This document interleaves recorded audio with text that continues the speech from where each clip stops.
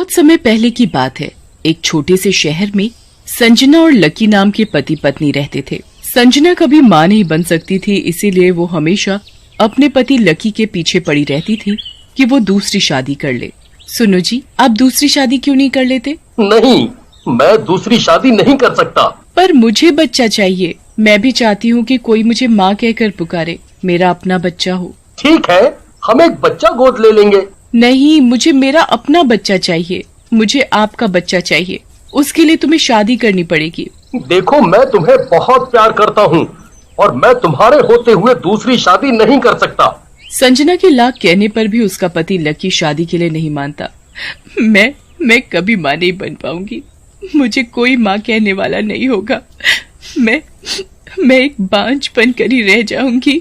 देखो, तुम्हें बच्चा चाहिए ना, तो हम एक बच्चा गोद ले लेंगे। वो बच्चा तुम्हें माँ कहकर बुलाएगा। नहीं, मुझे कोई बच्चा गोद नहीं लेना। मुझे तो मेरा और तुम्हारा बच्चा चाहिए। लकी संजना को समझाता रहता है, पर संजना नहीं समझती और वो अपने कमरे में जाकर दरवाजा बंद करके रोने लगती है। मैं माँ बने बिना ही मर जाऊंगी। किसी को मेरी कोई चिंता ही नहीं है। लकी भी संजना को इस तरह से परेशान देखकर दुखी होता है। अब मैं तुम्हें कैसे समझाऊं कि मैं तुम्हें कितना प्यार करता हूँ। मैं बच्चे के लिए किसी और से शादी नहीं कर सकता। फिर लकी भी वहीं हॉल में बैठा बैठा ही सो जाता है और अगली सुबह जब लकी सोकर उठता है तो वो देखता है संजना को बहुत तेज बुखार है। संजना, तुम्हें तो बहुत तेज बुखार है और तुमने मुझे बताया भी नहीं। चलो उठो, मैं तुम्हें अभी डॉक्टर के पास लेकर चलता हूँ। मुझे नहीं जाना किसी डॉक्टर के पास। जब मुझे बिना औलाद के मरना लिखा है तो ऐसे ही सही। संजना, तुम भी ना किसी बच्चे जैसी जिद करती हो। तुम्हें अच्छी तरह पता है मैं कभी ऐसा नहीं कर सकता, पर तुम हो के समझती नहीं हो। लकी संजना को डॉक्टर के पास ले जाने के लिए बहुत पीछे पड़ता है, पर संजना डॉक्टर के पास जाने से मना कर देती है। इस बात से लकी बड़ा परेशान होता है। ओफो, इसे मैं कैसे समझाऊं? देखो संजना, तुम जो कहोगी मैं तुम्हारी हर बात मानूंगा, पर पहले तुम डॉक्टर के पास तो चलो। तुम मेरी हर बात मानोगे ना?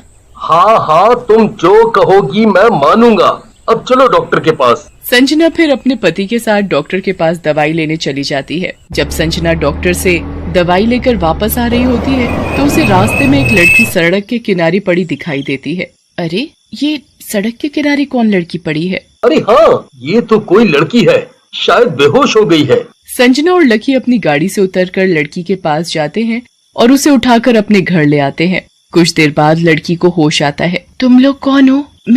मैं यहाँ कैसे आ गई? तुम हमें रोड पर बेहोश मिली तो हम तुम्हें अपने घर ले आए। तुम घबराओ मत, तुम यहाँ सुरक्षित हो। अच्छा बताओ, तुम्हारा क्या नाम है? मेरा नाम सविता है।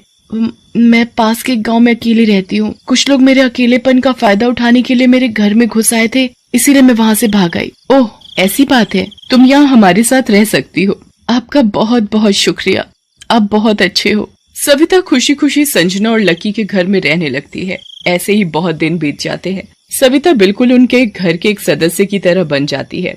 सविता संजना और लकी का बहुत अच्छे से ध्यान रखने लगी थी। ये देखकर संजना मन ही मन सोचने लगी, सविता मेरा और लकी का कितने अच्छे से ख्याल रखती है। क्यों ना मैं सविता की शादी लकी से करवा दूं? ये सोचकर संजना अपने पति से सविता से शादी करने के लिए कहती है। सुनो जी, मुझे आपसे सविता के बारे में बहुत जरूरी बात करनी है। हाँ कहो। तुम्हें सविता से शादी करनी होगी। तुम्हें पता है ना, मैं ये कभी नहीं कर सकता। अगर तुमने सविता से शादी नहीं की तो मैं अपनी जान दे दूंगी। लकी संजना की बात सुनकर घबरा जाता है और वो संजना के कहने पर सविता से शादी करने के लिए राजी हो जाता है। फिर सविता और लकी की शादी हो जाती है, जिससे संजना बड़ी खुश होती है। फिर कुछ दिनों बाद सविता प्रेग्नेंट हो जाती है। संजना सविता का अच्छे से ध्यान रखने लगी थी। फिर एक रात जब संजना पानी पीने के लिए रसोई में जाती है तो वो देखती है कि सविता वहाँ बैठी चिकन खा रही है। ये क्या, सविता तो शाकाहारी है। ये ऐसे पागलों की तरह यहाँ बैठकर चिकन कैसे खा सकती है? संजना सविता के पास जाती है। ये तुम क्या कर रही हो? वो दीदी, मुझे बहुत भूख लगी थी और रसोई में खाने के लिए कुछ नहीं था तो मैंने चिकन खा लिया। पर सविता तो चिकन नहीं खाती। सविता को इस तरह चिकन खाते देख संजना को कुछ अजीब लगता है और वो मन में सोचने लगती है कि आज संजना को क्या हो गया। हो सकता है सविता प्रेग्नेंट है, शायद इसलिए उसका चिकन खाने का मन कर रहा होगा। संजना सविता से कुछ नहीं कहती और वो अपने कमरे में सोने चली जाती है। फिर ऐसे ही अगले दिन जब रात को घर के सब लोग सोए हुए थे, तब सविता अपने चुड़ैल के रूप में आती है और वो कुछ तांत्रिक पूजा करने लगती है। जैसे ही चुड़ैल की पूजा खत्म होती है तो चुड़ैल बड़ी जोरों से हंसने लगती है। अब फिर से मेरी सारी शक्तियाँ मुझ में वापस आ जाएंगी जब मेरा और लकी का बच्चा होगा। मेरा और इंसान के बच्चे के बगैर मुझ में शक्तियाँ नहीं आ सकती। इसके लिए मेरा और लकी का बच्चा होना बहुत जरूरी है।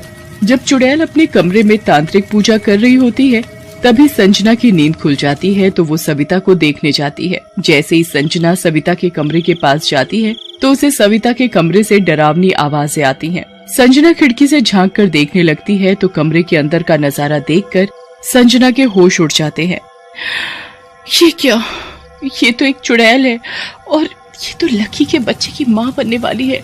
हे भगवान, ये मैंने क्या कर दिया? अब मैं क्या करूं? अपने बच्चे को इस चुड़ैल से कैसे बचाऊं? फिर संजना जल्दी से अपने पति के पास जाती है और उसे सविता की हकीकत के बारे में बताती है। ये सविता कोई लड़की नहीं है बल्कि एक चुड़ैल है। अब तो चुड़ैल आपके बच्चे की माँ बनने वाली है। ये तुम क्या कह रही हो? मैंने खुद अपनी आंखों से उस चुड़ैल को देखा है। अगर तुम्हें विश्वास नहीं है तो चलो मेरे साथ। फिर संजना अपने पति को सविता का असली रूप दिखाने ले जाती है। वहाँ जाकर लकी के भी होश उड़ जाते हैं। लकी और संजना दोनों खिड़की से चुड़ैल को छुप कर देखते हैं। जैसे ही चुड़ैल अपनी तांत्रिक पूजा खत्म करती है तो वो अपने पेट पर हाथ फेर कर हंसने लगती है। मेरे बच्चे, बस तुझे कुछ समय और इंतजार करना पड़ेगा। फिर जैसे ही तेरा जन्म होगा मेरी शक्तियाँ मुझे दोबारा वापस मिल जाएंगी। फिर मैं तुझे लेकर यहाँ से चली जाऊंगी। संजना और लकी छुपकर चुड़ैल की बातें सुन रहे होते हैं। तभी वहाँ चुड़ैल के सामने आते ही वो दोनों चुड़ैल से कहते हैं, तुम ऐसा नहीं कर सकती और तुम एक चुड़ैल हो। तुमने हमें धोखा दिया। मैं तुम्हें अपनी छोटी बहन की जैसी समझती थी पर तुमने क्या किया? तुमने हमें ही धोखा दिया। मैं तुम्हें अपने बच्चे को कहीं नहीं ले जाने दूंगी। ये मेरा बच्चा है। हाँ, संजना बिल्कुल सही कह रही है। हमने तुम्हें अपना समझा और तुमने हमारी भावनाओं के साथ खेला। अब हम तुम्हें अपने बच्चे को कहीं नहीं ले जाने देंगे। तुम ऐसा नहीं कर सकते। तुम मुझे नहीं रोक सकते। मुझे मेरी शक्ति वापस लाने के लिए मेरा और इंसान का बच्चा होना जरूरी था। तभी मुझे मेरी शक्तियाँ वापस मिल सकती थी, इसलिए मैंने तुम्हें चुना। संजना और चुड़ैल आपस में झगड़ा कर रहे होते हैं। तभी चुड़ैल को दर्द होने लगता है और वो दर्द से तड़पने लगती है। ओह, मुझे तकलीफ हो रही है। ओह, मेरे बच्चे के जन्म का समय हो गया है। सुनो जी, इसे जल्दी से अस्पताल लेकर जाना पड़ेगा। हाँ ठीक है, हम अभी इसे अस्पताल लेकर चलते हैं। फिर संजना और लकी चुड़ैल को अस्पताल लेकर जाते हैं। वहाँ चुड़ैल एक सुंदर बच्चे को जन्म देती है। संजना बच्चे को अपनी गोद में लेती है और उसे प्यार करती है। तभी बच्चे को जन्म देने के साथ ही चुड़ैल की खोई हुई सारी शक्तियाँ उसे वापस मिल जाती हैं। ये देख चुड़ैल खुशी से हंसने लगती है। मेरी शक्तियाँ वापस आ गई।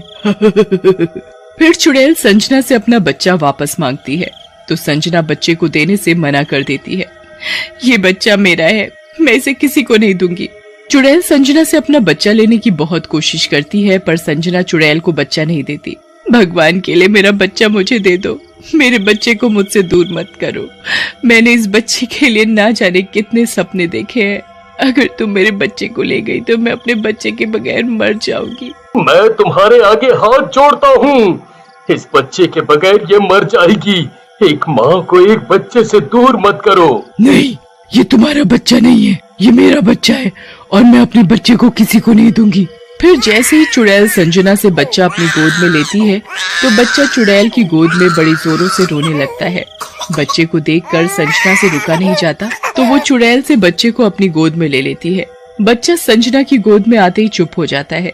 ये देखकर चुड़ैल का दिल पसीज जाता है। चुड़ैल के अंदर की ममता जाग जाती है और वो संजना से कहती है, ये बच्चा तुम रखो, तुम इस बच्चे की माँ हो।